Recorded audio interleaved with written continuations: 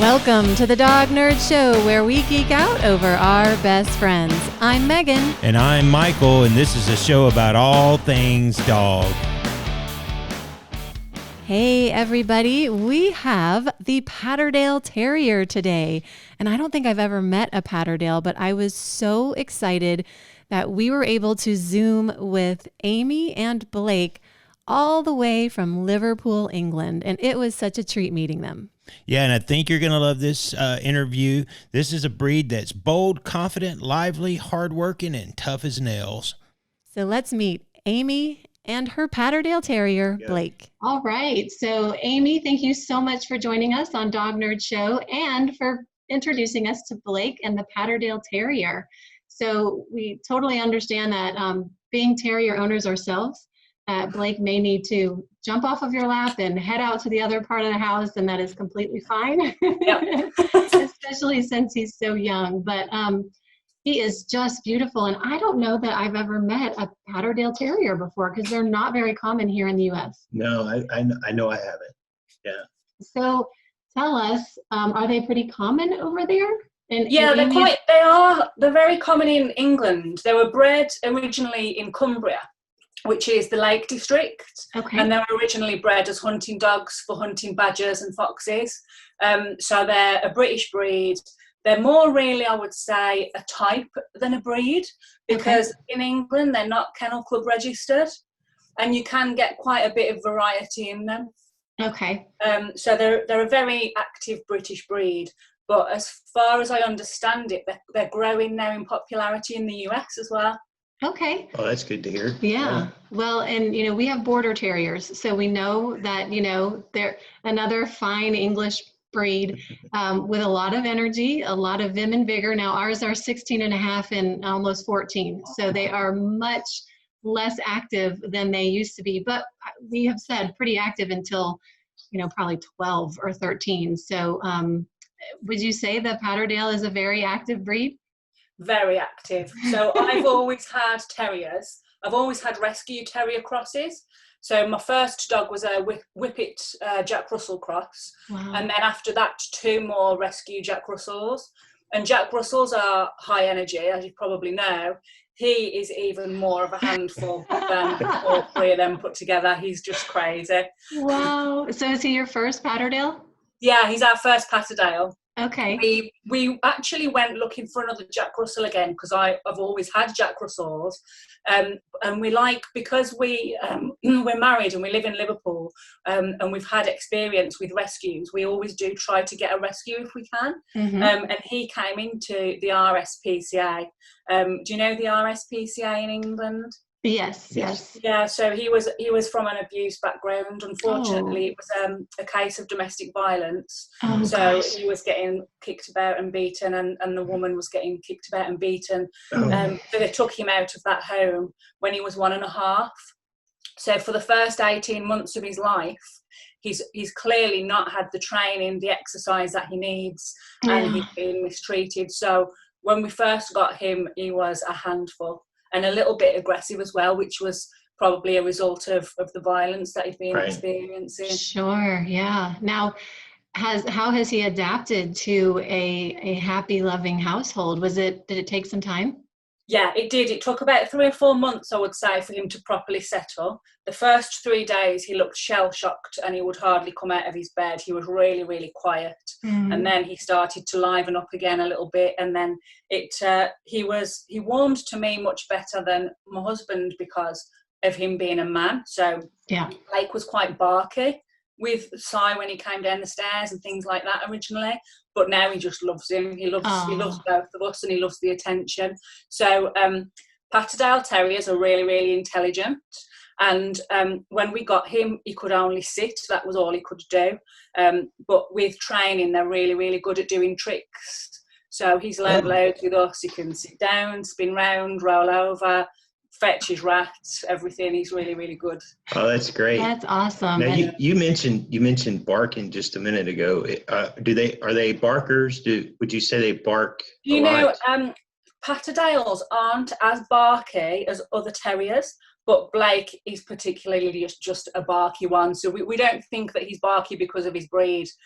We just think he's barky because he's Blake, you know. Yeah. Most other Patterdale owners that we meet, they don't bark as much. But they are very good guard dogs. So most Patterdales in general, they will tell you if somebody's approaching the house and coming to the door. So people like them as a small guard dog as well, really. Yeah. Right.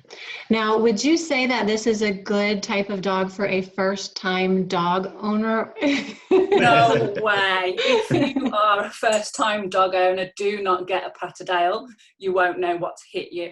So we would always recommend for people to start with maybe an easier terrier or even not a terrier at all, Yeah. just to get used to having a family dog. Patterdales need so much time and energy spent on them. So they wouldn't be good for somebody who needs to go and leave them if they work out of the house all day. Me and my husband both work from home predominantly. Sometimes we're in a different city just one day a week. So he gets a lot of our attention. If a Patterdale is kind of left from 9 to 5 in working hours, it's probably going to start destroying things, chewing things, weeing everywhere, and that wouldn't be the dog's fault. It's simply because he wasn't getting the attention that he needs, you know. Yeah. So do they need a lot of exercise and mental stimulation? Yeah, absolutely, loads. So today we walked for 2 hours with him through like woodland and forest. Nice. And he could probably do that every day, you know, if we could put that time in. We usually take him out at least half an hour in the morning and half an hour in the afternoon every single day when we're working. And then Friday, I have Friday off to take him out properly and do the dog blog.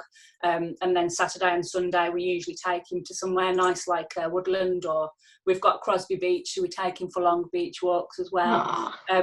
But they're the type of dog that really need an active family. So if you like hiking and you like cycling and your dog can run with you while you cycle, that's the kind of energy that they need. Okay. So that sort of hits on the family part of it. Would you say that they're typically a good family dog if you're willing to be active with them?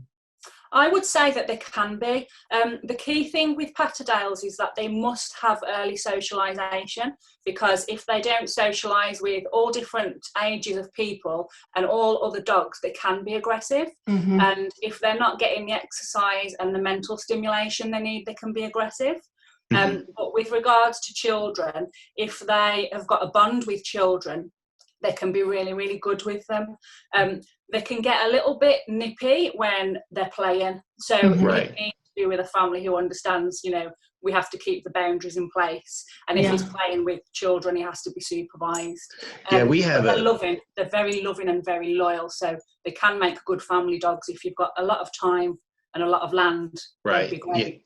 Yeah, we have our youngest, our female terrier. She's never really liked children, and Megan has surmised it's because they move so quickly, and being that they're unpredictable. Yeah, they're unpredictable and they move quickly, and I think that the terrier in her is like, that looks like a small creature. I should go attack, you know. So well, she also was she was a little traumatized when she was a pup, because I fell on the stairs over a baby gate and knocked the wind out of myself. And so, you know, again, that was something that went crash and boom. And, you know, she's very empathetic, so she picked up on the energy. So I think, you know, unpredictable things for her. And it could just be like what you said, you know, some people are chattier than others. Some people are more worriers than others. And I think, you know, for her, that's something. But the bitiness, you know, our terriers, they're bitey when they play too. Yep, but it's natural for them. You have to be able to do things that kind of get that energy out. Yeah. Because if it's not directed at fun stuff, it's going to be directed at other stuff. Yeah, so we give him like puzzles. Do you have dog puzzles for your terriers? Yes. An absolute must. Yeah, I think that's 100%. It should be a requirement if you own a terrier. Yeah. Because they're always thinking. Do you have a fenced backyard and do you have puzzles? Yeah, they're so smart and they're always thinking. So, and if you don't get that out of their system, they'll get into mischief very quickly. Yeah, Yeah, So- it's satisfying that hunting instinct, isn't it? By them smelling and looking for their food, you're kind of agree. satisfying that element of the breed. Yes, Yep, I yeah. We agree. even, when they were younger, would play hide and seek with their food. So we Yeah. would like, take them actually into this room that we never use, the formal living room. So we would, put food, hide it around, and make them sniff it out. And so that was a great way to work them so Yeah. that they, had to work for their food. Yeah. So for the different coats, I was actually reading up on the breed, and I understand that there's, is yours the smoother coat? Then there's the Yeah, broken he's a and smooth-haired Patterdale. So we think he might have a little bit of Jack Russell in him, actually. He might be kind of Patterdale Jack Russell cross. But some of them, they can have the coarse hair. And some Patterdales even, they look like they've got a little bit of a moustache if they're the coarse haired. yeah, Right. I saw that. Of course, since I'm always drawn to a scruffy face, which, my husband and my dogs, I saw the scruffy ones and I was like, oh, look at those little whiskers. Do they shed? He actually doesn't molt too much. Okay. The short-haired ones are very easy to maintain, so we just need to brush him like once a week with a wire brush, and that's it really, even Wow. if that. So his coat is easy to maintain. They shed a little bit, Yeah. but it's manageable. Whereas my Jack Russell, I used to be hoovering like every single day. I know we have that problem as well. I'm sure you know Border Terriers very well, and they are shedders. So even though we read online that they didn't, I was like, what? Or it was like very minimally. I was like, what? That's not right. So anything else that you think people should know about this breed? Every time he pops his head up, I can't help but smile because he's just adorable.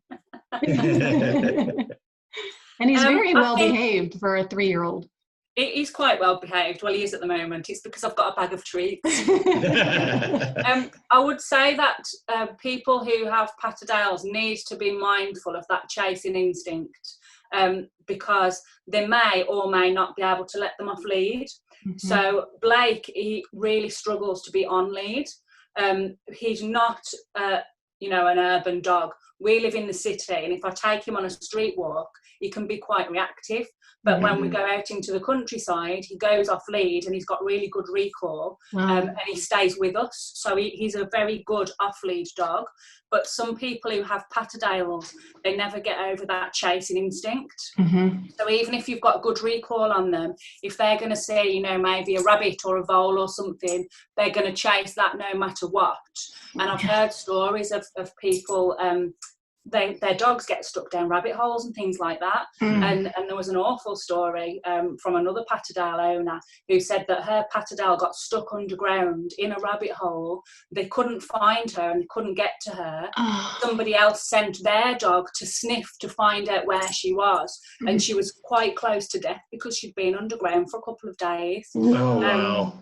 It's just awful. So, there are people who've lost their terriers that way. Wow. As I say, we're quite lucky with him. I think because he's rescued and he's quite attached to us, Mm-hmm. he will chase things, but he will always kind of come back and look and make sure he knows where we are. Wow. But that's not the case with all Patterdales. So you may have to accept that you're going to have them on a long line, just to be safe. I am constantly amazed with the Border Terrier people that I follow whose dogs are off leash all the time, because I think my summation is maybe that because they're not very common over here, ours are very prey driven. So they're very much more of a working dog. So we've never trusted our dogs off of a leash because they would get hit by a car. They would be in the next county. Yeah. They would get on Corey and be in the next county. Yeah. And so, over there, it seems like, and maybe it's because they are such a popular breed and they've been bred so much that's been bred out of them. But I have heard stories. There's this adorable YouTube video of a Border Terrier running set to Queen's Don't Stop Me Now, which I could, like, if I'm having a bad day, I'll turn it on and watch it. And unfortunately, when you read the description, he lost his life to a fox. So he went down a foxhole and the fox got the better of him. And, he was very young, and, we don't live in the country ourselves, but, there's possums, and we do have foxes and, coyotes and things like that. So we live in the suburbs, which it's more country than city. But we have nature around us. Our backyard is all nature. But with the Patterdale Terrier being so active, I could see your point there, because if you're an older person and you own one and you have it off lead and it goes running, I mean, wow, what are you going to do? I mean, so it's, and that's where the training really comes in, into play. I think that if people put more training in ahead at the start, then, it just makes life so much easier. And I know, we're guilty of not doing some things that we should have done, and, you learn your lesson, but, yeah, it keeps everyone safe. So they've started to do fireworks, which is what he's barking at. It's too early, but they've started them. I saw that. Is it a holiday? Well, it's coming up to bonfire night in the UK on the 5th of November. Okay. But they seem to be getting earlier and earlier every year. And I think that because of COVID, people are a bit bored. So yeah. Go set the fireworks up. So how does he do with fireworks and loud noise? He's a lot better than other dogs that I've owned, as long as he has distractions. So good things that we use with him, and again, you probably have these for your terriers. We have licky mats and we have kongs, so we can stuff them with all his favourite meats or peanut butter or cheese. And then if there's a lot of fireworks, or if we know there's going to be visitors that could scare him or he hasn't met yet, we'll use those and give him something to keep him occupied, and he's generally okay when we do that. Yeah. So yeah, I think it's just about finding the different things that work for your terrier, to keep them occupied. We had to do CBD oil for our younger one because of fireworks. She was never afraid of them until one day. She and I were outside and one went off, and I never understood people's frustrations with fireworks, because I never had dogs that were afraid. And oh my gosh, it is the worst thing ever. Not ever, but it's a lot of stress and anxiety, doesn't it? Yes, and you can't do anything to calm them. So we were very lucky that it worked for her. I know it doesn't work for everybody, but oh gosh, I hope you guys find some peace, because that's, November, what did you say, 5th? That's not. November the 5th is going to be horrendous. We have to keep him in. He can't, on like the 3rd, 4th and 5th and that weekend, he won't even be able to have a walk at night. We'll have to take him out in the morning, and that's it. Oh God, and that's so many days. And that's horrible for him, because he needs to get that energy out, So, and because we live in the city, we're in Liverpool, we've got a garden, but it's just a small yard really. So the next step for us will be to get a house with a bigger garden, so that he can have more space to run free. Yeah. Oh gosh. Well, I know that you write a very cool blog about Patterdale Terriers. It's patterdaleterriers.co.uk. Lots of great information on there for people who are interested in the breed, or just dogs in general. So what inspired you? Was it Blake that inspired you to stay? Yeah, definitely, because when we got him, I didn't know as much about the breed. I knew he was a terrier, but the more that I read about them and the more time that I spent with Blake and realised what he needs, I just thought, I've got to share all these stories and all these tips with people, because some people, they end up with a terrier type dog or a Patterdale and they just don't know what they're getting into. And they look cute, don't they? They're a very popular dog because they look so sweet and they're a nice size and everything. But, people have all kinds of problems with them. And a lot of the time they just don't know how to train them and how to kind of get around the problems. Yeah. So one main issue that we've had with Blake, and I've blogged about this quite a lot, is separation anxiety. So when we started to leave him alone just after we got him, he would literally cry. The second you shut the door, you could hear him whimpering and barking and crying. It was heartbreaking. We couldn't even go to the corner shop. And so I blog about things like that. We got him used to it with the kongs and the licky mats, but also building up time apart slowly. So first just go out for 5 minutes, then half an hour, then an hour. So I'm talking quite a lot on the blog about the kind of problems we've experienced with him and what's worked for us, and the readers can take something away. We promote all of his favourite products on the blog, so we blog about what treats he likes, what leads we use for training and the harness, And I share silly stories as well, like the naughtiest things my Patterdale has ever done and stuff like that. And all So, that training stuff is very important for anybody who has any type of dog, because you may have a golden retriever that has separation anxiety. So it's a great resource for just from the dog mom's mouth, right? Just absolutely. Yeah. I think it's important too, because you're helping people set expectations. So if they're interested in the in a terrier, whether it's a Patterdale or a Patterdale, I'm sorry, or a Border Terrier, or Jack Russell, you need to know what you're getting into, and you're able to firsthand tell people, hey, this is where, because that's a big reason why our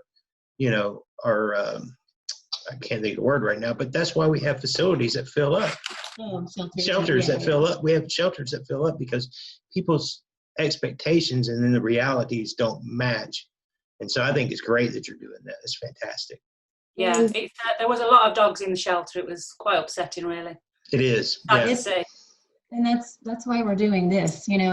That's why we do what we do too, because if people know better and they can make better decisions, then they'll do better. So I hope that people listen to this and they're interested in the breed, but I also hope they take a realistic view of themselves and their lives and say, maybe this is not a good breed for me, because, there's, I think like Huskies got very popular with like Game of Thrones and things like that.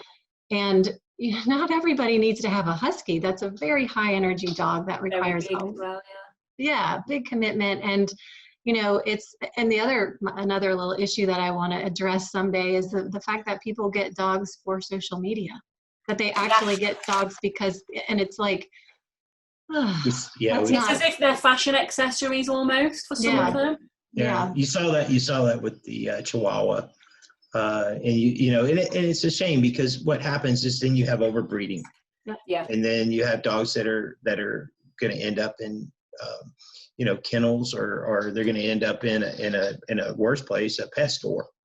Well, and they'll end up dead. The pet stores will get them from the puppy farms or puppy mills. And Patterdales at the moment, because of coronavirus, they're in high demand. So usually in England, you'd pay about £350 for a Patterdale Terrier. They're now selling online for $2,000 or $3,000. Oh, wow. And it's because demand has gone up during lockdown, because people want to have a dog to spend time with and exercise. But of course, when all those people need to go back to work when lockdown ends, a lot of them are going to end up back in the shelter. And that's what's heartbreaking. So we get a lot of inquiries about breeding. We're asked all the time, are you breeding? Have you got any pups? And we just say, no, we always encourage you to foster or adopt if you can. And I understand that adoption and rescue is not for everybody, because if you've got young children or you don't have the time to deal with problems that come with a rescue, I understand that for some families they do need a puppy. It's just that I feel that a lot more people could adopt. And the ones who could should. Yeah, and we agree. I mean, we got our Border Terriers from a reputable breeder, but we've learned so much since then. And for sure, we know that the next dog we get will be a rescue. And we understand we're very open-minded to the fact that people, if they want a specific breed and they want a puppy, we urge them to find a reputable breeder and to get past that instant gratification of wanting it now. And knowing that it's going to take time. And what the end result is, you'll have a healthier pup in the long run, because backyard breeders or puppy mills, puppy farms, it's not going to give you the best quality dog. And so then you'll have those behavioral problems like you were talking about. But I think that that's a really great point. Something that people don't think about with coronavirus lockdowns is, the dogs and what is going to happen to them afterwards. Because I think a lot of people will probably need to bookmark your article on separation anxiety, because that's a legitimate issue. Like, we've noticed it with our own dogs, just not really getting anxious, but definitely like, wait a minute, you're leaving? So especially now, because they're used to having you around so much now. Right. Exactly right. Yeah, I think we would have to probably read your blog on separation anxiety if we went back to work like we used to. But luckily we don't. Yeah, we don't have to. So. Yes. Well, thank you so much. And I do want to note that Blake has his own Instagram, which is Yeah, Blake. Blake the Patterdale. Yeah, absolutely. So we want to encourage our listeners to go follow Blake on Instagram and also go to your blog, which is patterdaleterriers.co.uk. Thank you, Amy, so much for your time. It has been such a treat to talk to you, to meet Blake. He is way better behaved than I think our dogs would be, and super cute. So he's an awesome dog. Yeah, thanks for sharing his story too. That's a powerful story, where he came from and how much you guys have rehabilitated him. Yeah, thanks so much for having me on the Dog Nerd Show. Oh, we loved it. Absolutely. I just loved them. Oh. I mean, how sweet was she?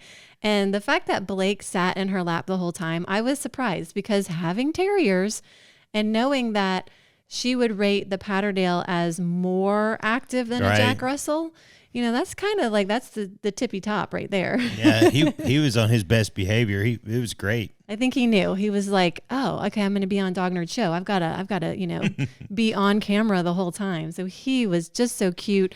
So this breed actually comes from Northern England, and they were used to control vermin, predominantly to protect vermin that are predatory to sheep. So that was their main purpose. And, all of our research, because I really have to say, even though I'm a self-proclaimed dog nerd, I was not very familiar with the Patterdale. Mm-hmm. So I did some research, and they are really a hard-working dog. In fact, they are more apt to be working dogs than show dogs, which is kind of familiar to us having border terriers. But I would say, based on what Amy was saying, I think these guys are a notch above.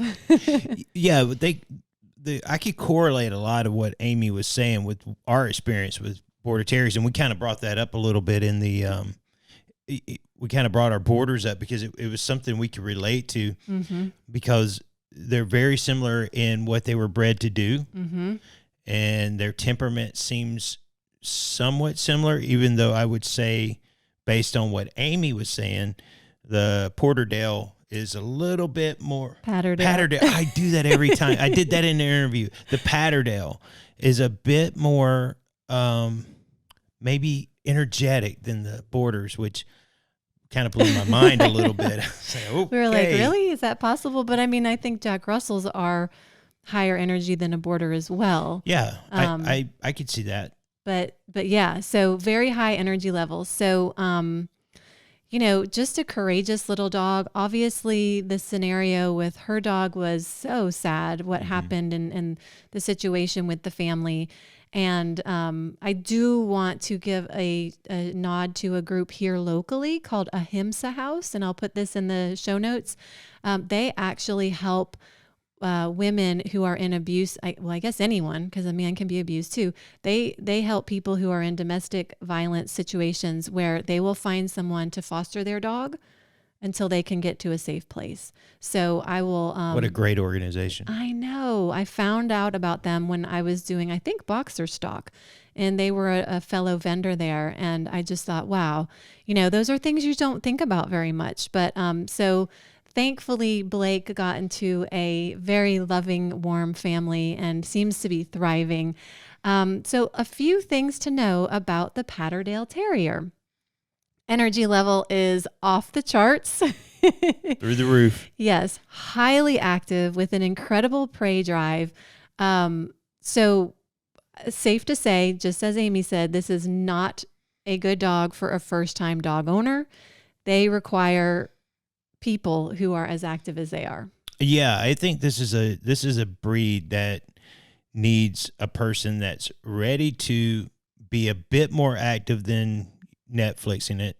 So with a dog like this, you have to also stimulate them mentally as well as physically. Yeah. Because they're going 100% all the time. They're built to work. So if they're not constantly working because they're not living on a farm, you need to use puzzle games. You need, and if you go to Amy's website, which is patterdaleterriers.co.uk, or you go to Instagram and follow @Blake the Patterdale, you can see puzzle games that he has. And there's some very cool puzzle games. But if you have a dog that is a high energy, needs something to occupy their time, definitely look into puzzle games, because they help get that energy out, because they give them that mental stimulation.